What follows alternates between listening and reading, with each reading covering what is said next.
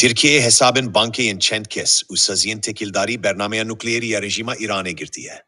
Roja çarşeme, bistunehe ilona 2025 serok komare Türkiye'ye Recep Tayyip Erdoğan liser çend kes rehistinu navenden komara İslami ya İran'e yen kudi peşkistina bernameye nukleeri ya rejimede beşdarin. Di navde şirketin barkirine, şirketin enerjiye u navenden lekoline, cezadani.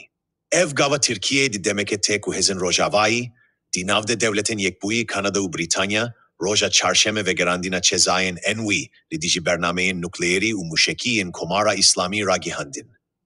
Rexistina enerji atomi, banka sepa, banka navneteveya sepa, navenda lekolinu hilberina nukleeri ya Esfahane, navenda teknolojiya nukleeri ya Esfahane, navenda lekolinin nukleeri ya Keraje, navenda lekolinin nukleeri ya Çandini u Pizişki.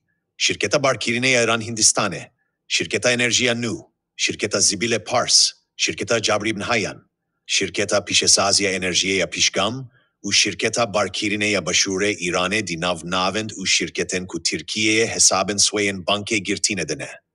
Behman Eskarpur, Mehmet Fedai Aşyani, Ebas Rizai Aştiyani, Hala Bekstiyar, Murteza Behzat, Hüseyin Hüseyni u çend kesin dinci di listeye cezayan dene.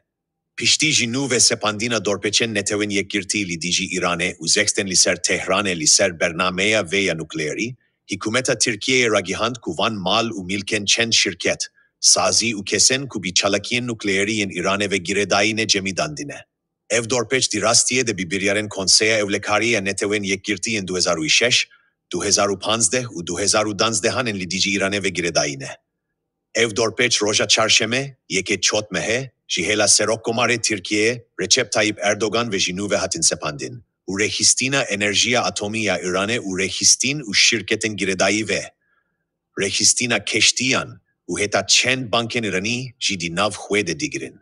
Çend vel atendin, dinavde devletin yekbuyin Amerika'yı u keyaniye yekbuyici, jinu ve sepandina dorpeçen neteven yekirti li diji bidehan kes, u sazien ku bi bernameyin nukleeri u muşekiyen komara İslamiye İran'e ve giredayine ragihandin.